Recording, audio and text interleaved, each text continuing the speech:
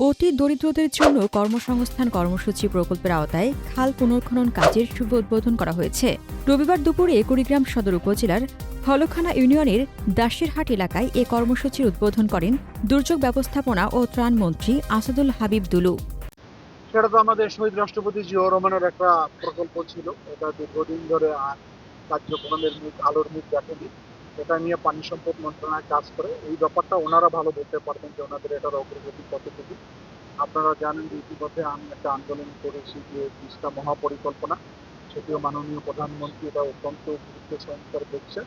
কিন্তু সেটা নিয়ে আমাদের এখন পর্যন্ত যতটুকু কাজ অগ্রগতি হয়েছে, আমি আশা করছি যে তিস্তা মহাপরিকল্পনার মাধ্যমে যেমন এই কুড়িগ্রামের একটি বৃহৎ অংশের মানুষ বেঁচে যাবে, পানির স্বল্পতা থেকে দূরীভূত হবে, নদীভাঙ্গন থেকে রক্ষা হবে এবং তিস্তা পাড়ে মানুষের কর্মসংস্থানের জন্য শিল্প কারখানা নির্মিত হবে।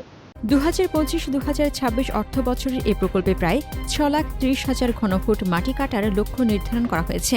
প্রকল্পে মোট 119 জন উপকারভোগী কাজ করবেন। তাদের দৈনিক মজুরি নির্ধারণ করা হয়েছে 500 টাকা। এ প্রকল্পের মাধ্যমে এলাকার পানি নিষ্কাশন ব্যবস্থার উন্নয়ন হবে এবং কৃষিকাজে ইতিবাচক প্রভাব পড়বে বলে সংশ্লিষ্টরা আশা প্রকাশ করেছেন। এ সময় কুড়িগ্রাম জেলার প্রশাসক অন্নপূর্ণা দেবনাথ, জেলা পরিষদ প্রশাসক সোহেল হোসাইন সহ জেলা পরিষদ প্রশাসক সোহেল হোসাইন, কায়কোবাদ সহ অন্যান্যরা উপস্থিত ছিলেন। হাসনাতুজ্জাহান হিমু, দৈনিক খোলাচোখ।